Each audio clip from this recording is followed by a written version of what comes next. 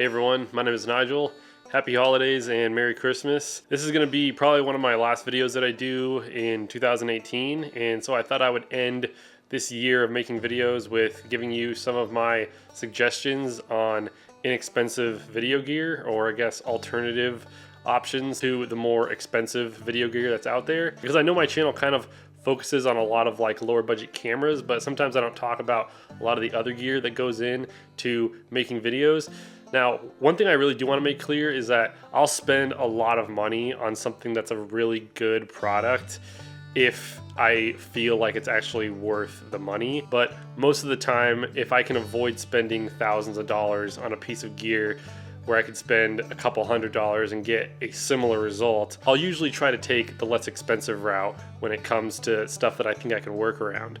For example, I always tell people to invest as much money as you can in your lenses, because I believe that ultimately your lenses are going to play a lot bigger of an impact in the final results of your video than even your camera body will. So definitely don't skimp on everything, but there are some things that I think you can kind of skip or at least postpone buying, especially when you're in the early stages of filmmaking. So I'm going to talk about some lights, some microphones, and then some lenses that I think are kind of like the bare minimum when it comes to the lenses that you should have for each different system, like Micro Four Thirds, Sony APS-c mount, or Canon cameras. So let's just go through them really quickly, and I'm going to try to give you some budget solutions to some of the really more popular and expensive, pieces of kit that are out there. So as far as lighting goes, basically the most popular light that basically every YouTuber has is the Aperture 120D with the light dome. And honestly, that is a really great setup. And if you can afford it, I would definitely say that it's worth the money.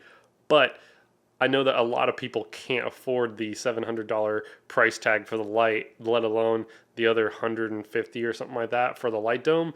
So that's kind of out of the reach for a lot of people. And what a lot of people do is they'll buy the Aperture 120D and then they'll just buy a cheaper softbox. And there are some alternatives to the 120D though. One kind of popular one is the Monobright 1200, I believe. It's, I believe, the same light output as an Aperture 120D, but it's only like $289 as opposed to like the $650 price tag of the 120D.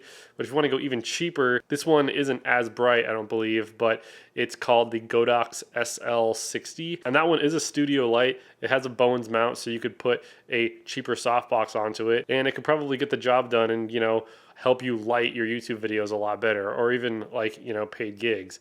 But that brings me to the softbox. The Aperture Light Dome is probably really great, but there are a lot of other alternatives to softboxes. All you really have to do is go on eBay and search for Bowens mount softbox, and there's a bunch of different options out there. So definitely take that into consideration too. You don't have to buy the Aperture Light Dome. There's a bunch of different companies that make light modifiers for lights with Bowens mounts. But now let's move on to the kind of lights that I've kind of gravitated towards, and those are the light panels. Now, I have a couple light panels from Falconeyes, and I really like them. Right now, I'm using a smaller light panel than what I normally do. This is a Falconeyes RX12, and this is the smallest light I believe that Falconeyes offers that has softbox with a grid, which is what I'm using right now. It has a softbox and a grid on it. This light was only $108 when I bought it on eBay, and then the softbox with the grid was about $50. So for about $150, you can get yourself a pretty nice little light that's really bright, it's portable, it's super light, and you can take it around anywhere, and it has a adapter that you could hook a V-mount battery up to. So you could potentially take this light up into a mountain, slap a V-mount battery onto it, and film an interview with some nice soft light with a grid and softbox on it. So that's just something that I really like about Falconeyes lights. And then there's a bunch of options for other small LED lights. I'm using this Falconeyes light that I reviewed right up here as my kind of hair edge light. So there are other options. You don't have to, drop a bunch of money on an Aperture 120D in the softbox unless you really want to, but there are other options to get some nice lighting for your YouTube videos. So now let's move on to audio, and audio is something that I definitely talk about a lot on this channel, and I've found that I've kind of been straying away from a lot of the ways that I used to record audio for my YouTube videos and kind of trying to make it as easy as possible. So right now I just have my Sennheiser MKE 400 on a magic arm, and the magic arm is connected to my tripod, and then I just have a little Rode extension cable that's plugging into my GH3. So that's how I'm recording audio right now, and I've just found that that's the easiest way for me to get good audio, is I don't have to wear a lav mic, which you definitely hear under my clothes and stuff like that. It's kind of a hassle, so that's what I'm using right now. But if you don't have a microphone and you're looking for one, I would definitely say look at the Rode Video Micro or the Comica VM10. This is the Comica VM10. It's just a little small camera mounted microphone. It's basically really similar to the Rode Video Micro, but little shotgun microphones like these can really improve your audio on your mirrorless cameras or DSLRs. I would definitely recommend like this and the Rode Video Micro on mirrorless cameras that have better preamps than, say, like a Canon DSLR would. The Canon 80D and the SL2, they have better preamps than the older generations, but you still don't get as good audio as you would plugging this into like a Sony A6300, a GH3, GH4, GH5, G7, or something like that. So just keep that in mind. These don't have any inbuilt preamps in them, so they're just going to be powered by your camera, and so they're not going to give you as good of an audio quality as a mic that has an inbuilt preamp would. But if you do like using lav mics and clipping it to your clothes and getting the mic as close as you can to your mouth, then you can do that with something like the Rode extension cable that I'm using right now and like an Aspen stereo lav mic. You can get some really good quality audio with a setup like that. I've definitely used that before, and in fact, why don't I just hook that up right now to show you the audio quality you can get from a setup as simple as that. All right, so now I have the Aspen stereo lav mic clipped to my shirt and connected right into the Rode extension cable, and as you can see, you can still get really good quality audio. You don't have to have a wireless system, or you don't have to record separately into like your phone or like a Zoom H1 or something like that. If you just connect it to your camera, you can still get really good quality audio with a lav mic. So that is a option too, if you like the sound of a lav mic better, or you just don't want to use a shotgun mic, or you just don't have one. A simple good quality lav mic like this can really do wonders for your audio. But what a lot of YouTubers will do is they'll get a more expensive Rode NTG2 or NTG3 and they'll boom it from above just out of screen, and they'll get their audio that way. And that honestly is a really good technique, and it gets you some really nice sounding audio. And although you can do that with something like a Rode Video Micro or a Comica VM10, it's always going to be better if you're actually using a legit XLR shotgun microphone.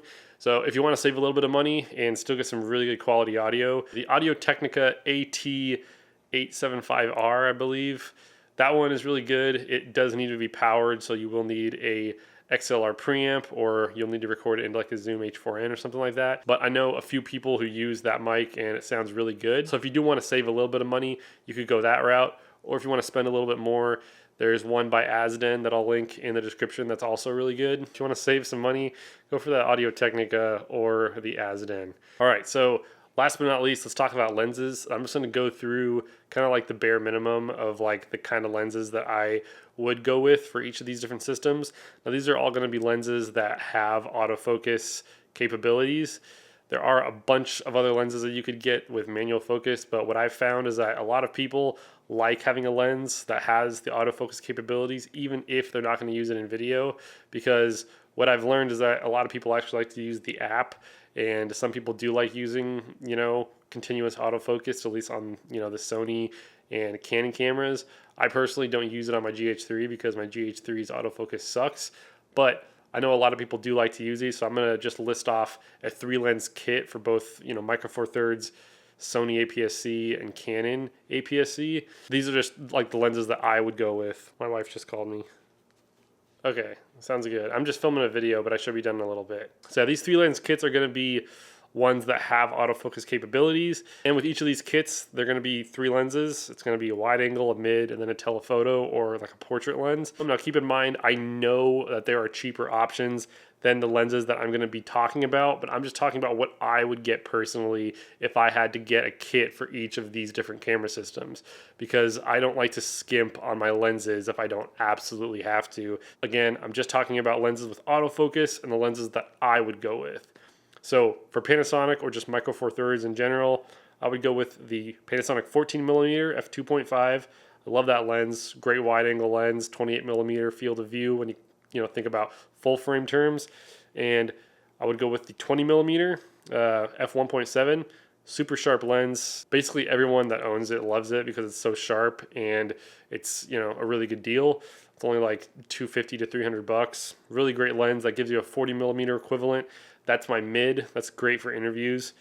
And then my portrait or telephoto would be the 42.5 f1.7 with image stabilization. That one is super sharp. It's a really good deal. It's only like 300-ish bucks. f1.7, it's great. Those are the 3 lenses that I would get for Micro Four Thirds. They're all great. So for Sony APS-c, I'm not going to talk about Sony full frame because I haven't had a lot of experience with those, but I have had a bit of experience with the Sony APS-c. So I'm going to go through 3 different lenses for that category. The first one's going to be the most expensive, and I know a few of you are probably going to say, hey, like, this isn't necessarily the cheapest option you can go. But again, this is from like my perspective, my point of view. For my wide angle, I'd go for the 16mm by Sigma f1.4.